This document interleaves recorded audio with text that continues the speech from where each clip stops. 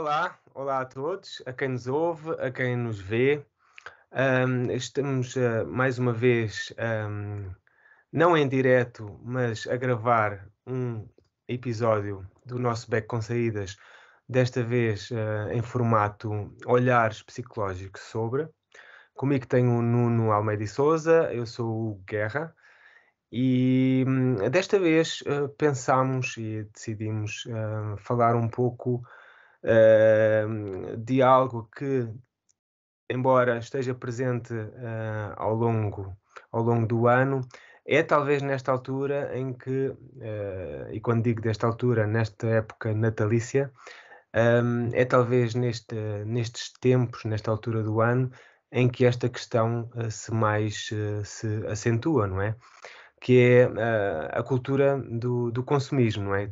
Tão característica das sociedades em que vivemos, nomeadamente a sociedade ocidental, mas eu penso que é algo que se vê em praticamente todo o mundo, porque, entre outras coisas que a globalização proporcionou ao mundo, hum, o consumismo está certamente entre elas. O consumismo que, por si, é algo que caracteriza as sociedades humanas, não é? E caracteriza a vida das pessoas que vivem não só em cidades, mas que vivem um bocadinho nas diversas nações. Portanto, nós vivemos num sistema em que produzimos primeiro, depois consumimos, um, portanto, o consumismo acaba por ser parte integrante da nossa vivência, digamos assim, da nossa vivência social e psicológica. Mas depois o consumismo acentua-se, talvez, e agora extrapolando um bocadinho, a partir do momento em que os meios de produção também se intensificam, nomeadamente após a industrialização, não é? Portanto, que isso depois dá início à produção em série, acompanhada das técnicas de marketing emergentes e que depois vão tentar vender aquilo que se produz de forma rápida e massiva, não é? E, e claro, isto é uma questão que se desenvolve, aparece e chega até aos dias de hoje, em que talvez nunca na história humana se tenha produzido tanto,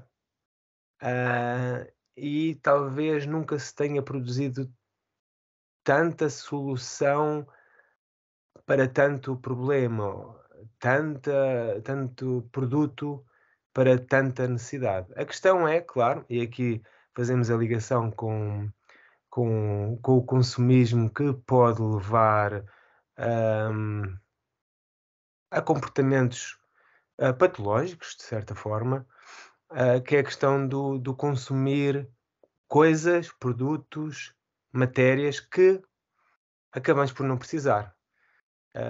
E aí é que se pode entrar, de um ponto de vista psicológico, num ciclo em que o próprio consumismo acaba por estar ligado a uma certa satisfação, obtenção de prazer, hum, e como qualquer ciclo em que estas questões aqui do prazer, nomeadamente da dopamina, entram em questão, acaba por ser um ciclo difícil de quebrar, não é? Uhum.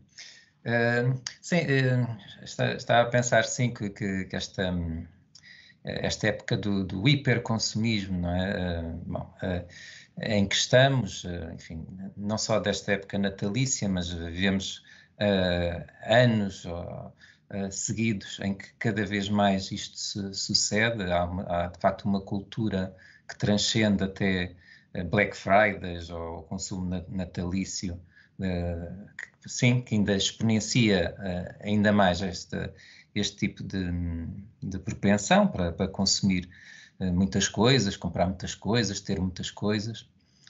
Mas enquanto estava a ouvir, estava a pensar que muito do que dizias se interliga até bastante com um pensador que eu acho muito interessante, que é o Zygmunt Bauman. É um sociólogo, assim, tem uma filosofia, depois desenvolveu um pensamento até muito interessante sobre a modernidade líquida, que ele é mesmo um dos textos dele, e que ele faleceu em 2017, mas ele falava realmente desta época enquanto muito fluida, portanto, como os líquidos ou os gases, ou seja, que não se consegue agarrar, não é sólida. A época anterior era uma modernidade sólida, em que havia muito mais solidez, realmente, rigidez, tradições mais duráveis, como, por exemplo, até os casamentos, os empregos para a vida, não é? Mas hoje em dia não é tanto assim, de facto. Estas últimas décadas têm sido cada vez mais fugazes, mais efêmeras, né? A ideia até do trabalho para a vida, isto caiu completamente, já não existe, ou pelo menos as pessoas já não pensam tanto assim. Portanto, são épocas muito de mudança, de incerteza e também de ansiedade, e portanto, também muito ligadas a qualquer coisa assim, de superficial, de momentos. Ele até descrevia que, curiosamente, que substituía o termo relações a conexões. Hoje em dia as pessoas têm conexões, não têm relações. Então, as pessoas conectam e desconectam com relativa facilidade perante pequenas frustrações. Como é o desamigar pessoas do Facebook ou do Instagram, ou, enfim, a maior parte das pessoas às vezes nas redes sociais nem se conhecem, ou conhecem-se muito pouco. Então, perante pequenas coisas que não gostamos, pronto, termina, desconectamos, não é? Mas muito, ele sim, até fala muito desta questão do consumismo, ou seja, esta modernidade líquida está muito ligada ao consumismo, a um exacerbar dos valores capitalistas, em que há todo um estímulo para ter coisas, ter relações, número de amigos nas redes sociais, que criam uma certa sensação de estatuto, de sucesso, não é? E menos relações de qualidade, de profundidade, de estar, de contemplação, de reflexão. Portanto, tudo muito rápido, muito fugaz. E, portanto, também muito mais ansioso, porque menos certo, ou pelo menos com uma menor confiança na durabilidade das próprias experiências humanas, não é? E, pois, até fazendo aqui um bocadinho uma ligação, ele não falava disso, pelo menos daquilo que eu percebi da teoria dele, mas também, porque não era da área da psicoterapia, mas estava até a pensar-se até que ponto hoje as relações terapêuticas, né, das pessoas que nós atendemos, também não se configuram cada vez mais dessa maneira. As pessoas vêm com objetivos muito imediatistas, querem resolver rapidamente as coisas, não é? Resolvam mais este problema, estou ansioso, quero livrar-me disto, não é? Por exemplo, ou agora estou deprimido, mas eu não posso estar assim, não é? Tem que ser rápido, a pessoa tem que despachar aquilo rapidamente, não é? Então, há uma pressão também muito maior em nós, psicólogos, face a ter que responder a estas necessidades imediatistas desta cultura cada vez mais dominante, enfim, da fugacidade, do prazer, da procura do prazer, mas levado a uma intensidade enorme, e muito pouca tolerância à frustração, muito pouca paciência. E, então, eu gosto do termo paciente, não é? As pessoas que são acompanhadas, porque tem este duplo significado também, um significado que às vezes não se fala tanto, que é aquele que tem paciência, não é? Então, ser paciente, não é? Estar no lugar de ser acompanhado, também é desenvolver a paciência, é a necessidade de ter paciência. porque os maiores ganhos vêm também com uma maior durabilidade de uma experiência que promove reflexão, que promove um pensamento mais aprofundado, um autoconhecimento mais abrangente da pessoa. Mas poucas sessões psicoterapêuticas não podem produzir à partida, é pouco esperado Sim. que se produzam grandes resultados, ou resultados muito consistentes, pelo menos.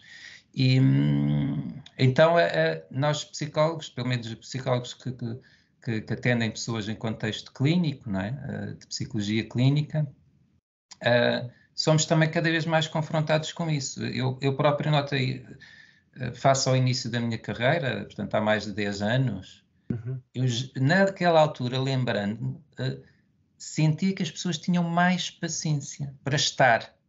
Sim. Hoje em dia, para estar e continuar assim, um processo psicoterapêutico mais prolongado. Hoje em dia a tendência, claro, também continuam a existir pessoas que querem processos duradouros e aprofundar mais esse autoconhecimento profundo, continuam a existir, mas há uma tendência, sinto eu, cada vez maior, pelo menos da minha amostra de pacientes, não tiro aqui conclusões científicas, generalistas em relação a isso, mas da minha amostra observo que cada vez mais as pessoas querem resultados rápidos. E, portanto, Sim. mesmo no contexto clínico é assim. Há uma pressão para obter resultados rápidos. Mas tu também sentes isso como psicólogo na relação com as pessoas que tens acompanhado e também trabalhas em vários contextos diferentes? Sim. Sim, quer dizer, eu, portanto, trabalho com desportistas, com atletas e existe realmente uma certa impaciência quando os resultados não são imediatos ou não são tão rápidos como aquilo a que as pessoas previram. Acontece muitas vezes as pessoas virem com um problema específico, normalmente do foro emocional ou até relacional, e, e as pessoas esperarem soluções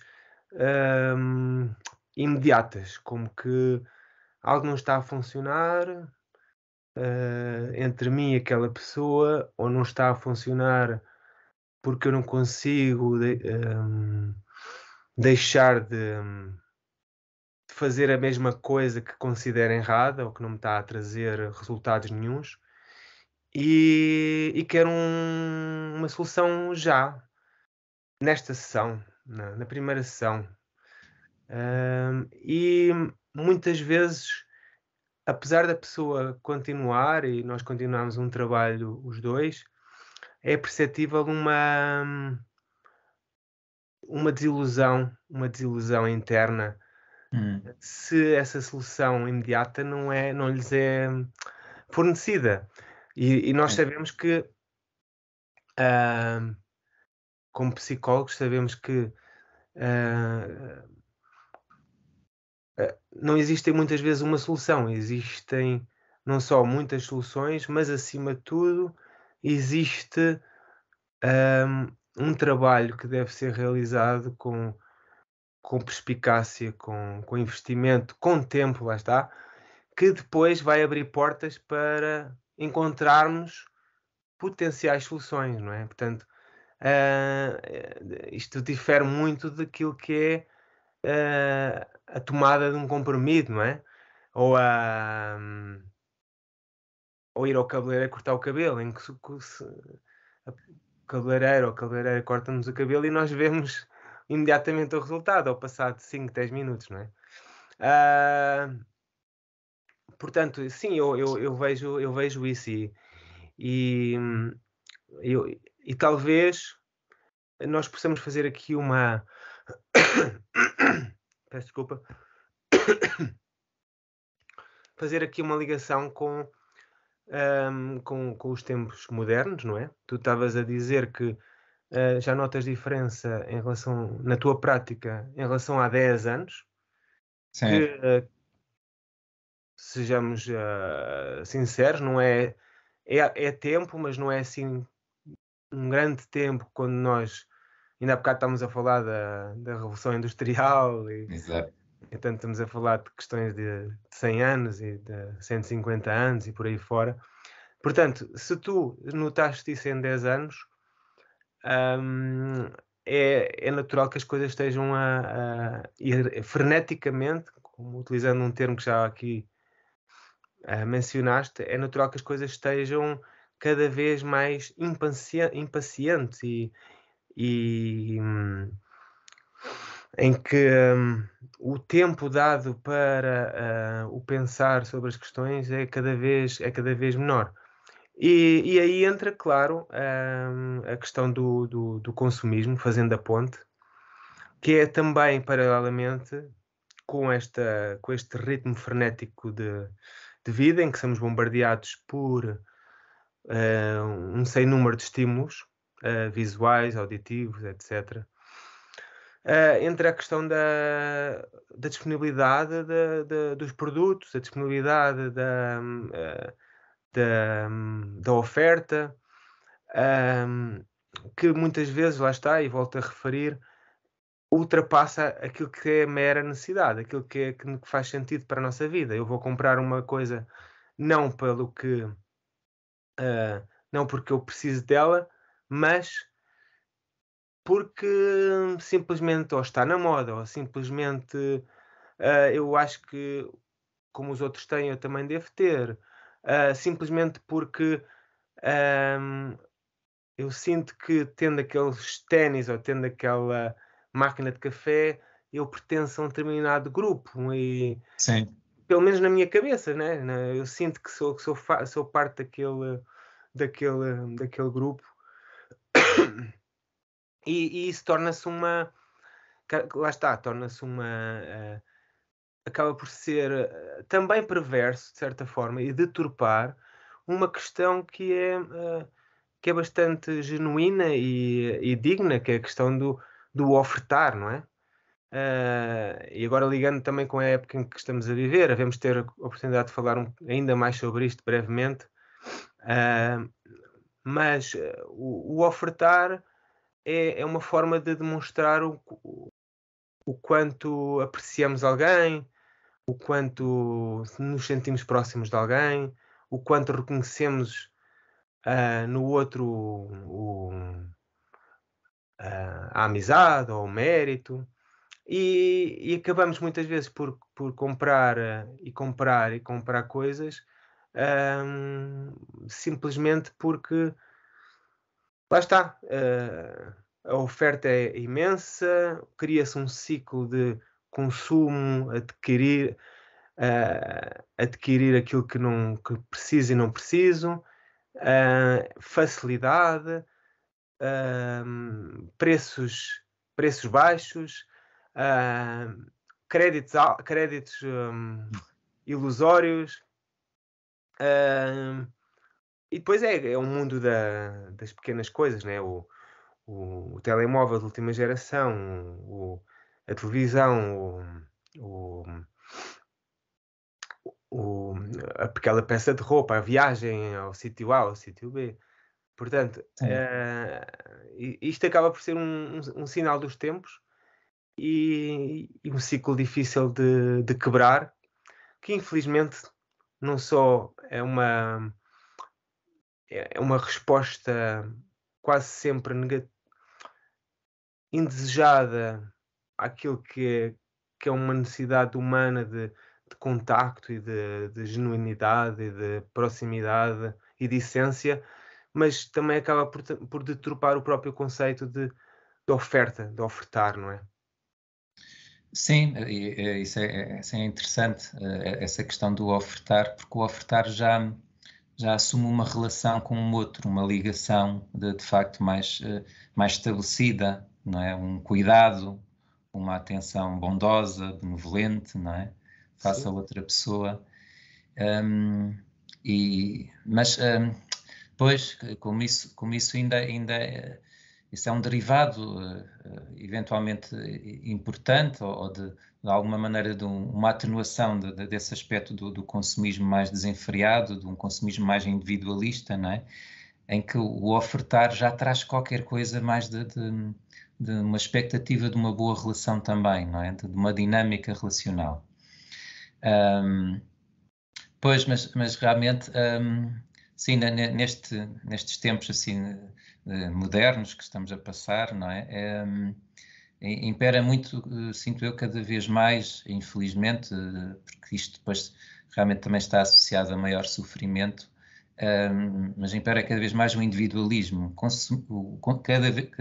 Quanto mais consumismo e vai existindo, maior tendências individualistas, não é? Competitivas, que impedem ou que não facilitam tanto a cooperação, as relações mais profundas, mais benéficas para a saúde psicológica, de facto, porque associa-se prazer momentâneo à felicidade, mas é uma fraude, não é? Ou seja, essa é a fraude do capitalismo exacerbado, que é comprem e sejam felizes. Não, as pessoas compram e vão se decepcionando. Ou seja, o início é excitante. Eu vou comprar agora aí o tal smartphone topo de gama, para não dizer aqui uma das marcas mais conhecidas. Mas, e cria uma excitação, cria um pico de prazer. Mas à medida que entramos em contacto com a coisa em si, aquilo vai caindo também muito abruptamente, essa sensação de prazer. Porque um prazer mais sustentável é partilhado nas relações, em termos de relação humana. Um prazer mais fechado com coisas, com objetos, não é sustentável naquilo que eu percebo. Pode produzir um picozinho, mas também uma grande queda. Começa a surgir uma grande queda logo a seguir, ou pouco tempo a seguir.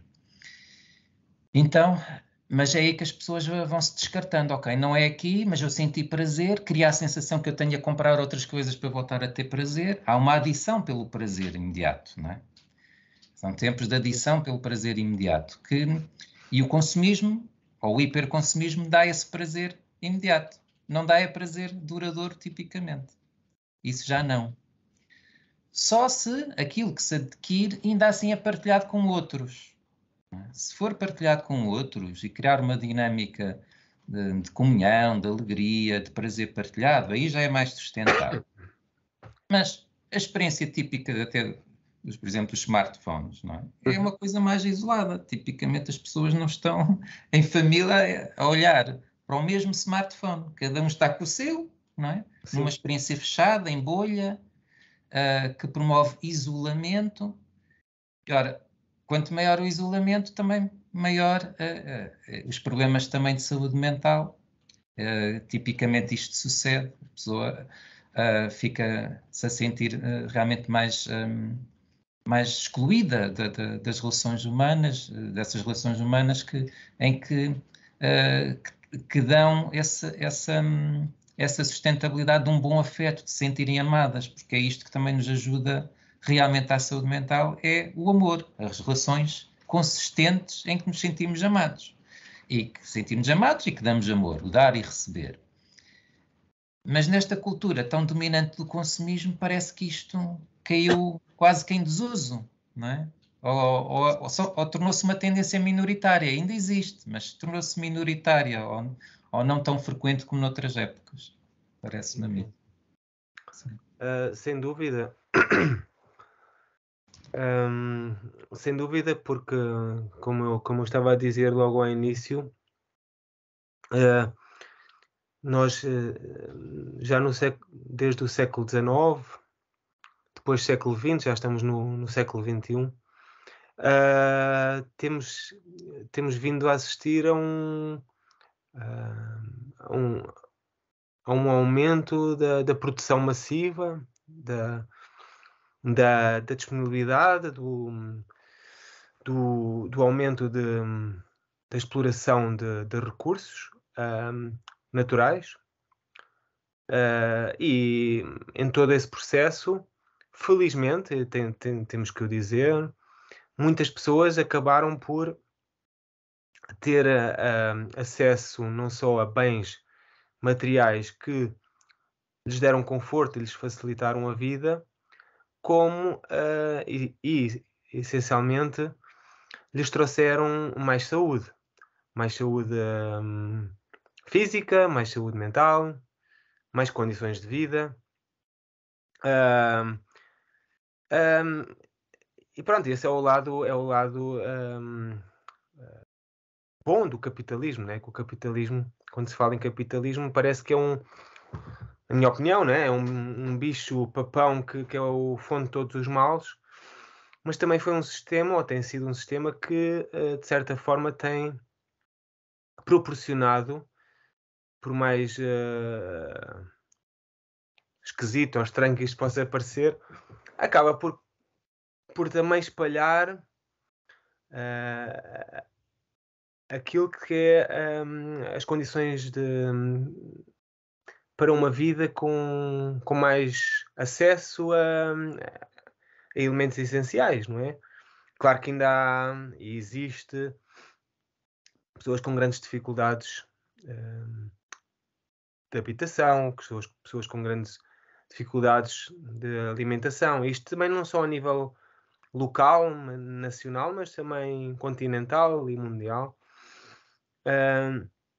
Temos que dizê-lo também, que nunca ninguém, que talvez na história do mundo, nunca tanta gente tenha vivido com, e volto a dizer, apesar de toda a pobreza e miséria no mundo, nunca se calhar tanta gente teve acesso a tantas condições materiais e não só, que lhes permitem levar uma vida, lá está, a ter mais anos de vida, por exemplo, que lhes permite ter acesso a mais educação, que lhes permite ter acesso a melhor boa comida, que lhes permite ter acesso a mais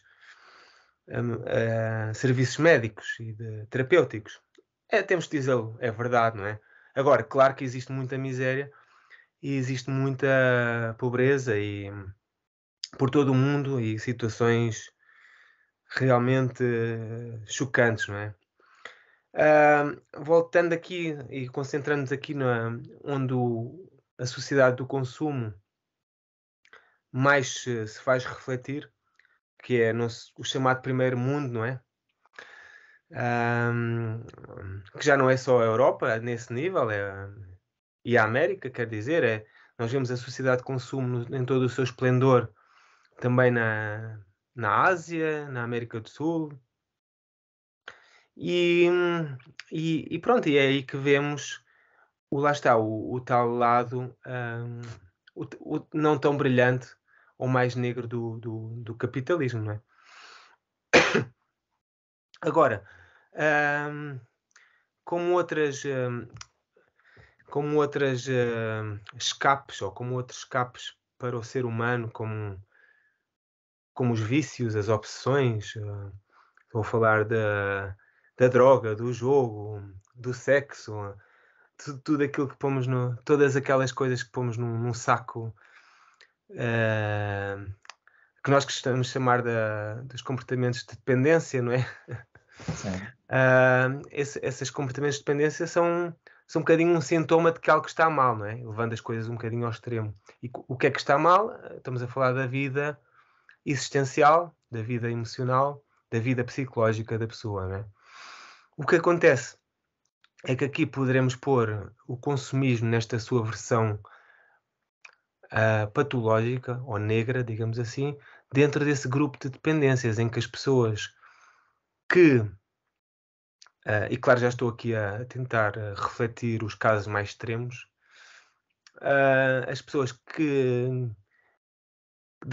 para dar resposta a um certo vazio existencial, a um certo vazio de vida psicológica, acabam por tentar compensar nesta repetição do processo de compra, ter, obter, Sim, sim. pertencer. Claro, agora, isto não é a mesma coisa, e claro, para também chamarmos aqui ou pormos os pontos nos is, o ato esporádico de fazer uma compra irresponsável, não pensar nela, não a planear, de ser impulsivo, vá, não quer dizer que uma pessoa está com um problema psicológico ou existencial, não é? Isso Sim, claro. acaba por ser normal e natural, como às vezes se pode beber um segundo copo, um terceiro copo a mais, como Sim, às vezes pode-se dormir até mais tarde, como às vezes pode ter um comportamento aqui e ali mais de risco, ou acabam por ser, fazendo parte, acabam por fazer parte de um ciclo normal ou digamos assim, saudável até eu diria, de vida, não é? sim, Isso são coisas bem diferentes daquele consumismo que eu chamaria mais patológico, que procura dar uma resposta a um vazio, a um problema, não é? Que se está a passar de forma episódica ou não sim. na vida da pessoa. O que é que quer dizer com isto? Episódico é estamos a passar com. Eu tive uma separação ou tenho um problema no trabalho e compenso e faço uma fase de compras mais exacerbada e olha, e por acaso coincide com o Natal. Azar da minha carteira, não é? Agora, outra coisa é realmente eu viver sempre nisto, não é? Viver sempre nisto, neste Sim, ciclo. sim. E aí, claro está, não só estou a passar para trás por própria incapacidade ou por não conseguir mais que isto, estou a passar para trás aquilo que realmente interessa, que é algo na minha vida psicológica que está a precisar de atenção e, consequentemente, é a minha carteira, é possivelmente a vida financeira da minha família, económica da minha família, das pessoas que estão à minha volta, que começa também a estar em risco, não é? Isso depois traz aqui uma série de vasos comunicantes, né? E acaba por afetar uma série de esferas da nossa vida, não é? Sim, isso, sim, isso traz até assim, esse quadro mais abrangente para não ficarmos também só aqui numa perspectiva quase dual, como se o consumismo fosse por si só um bicho-papão, não é?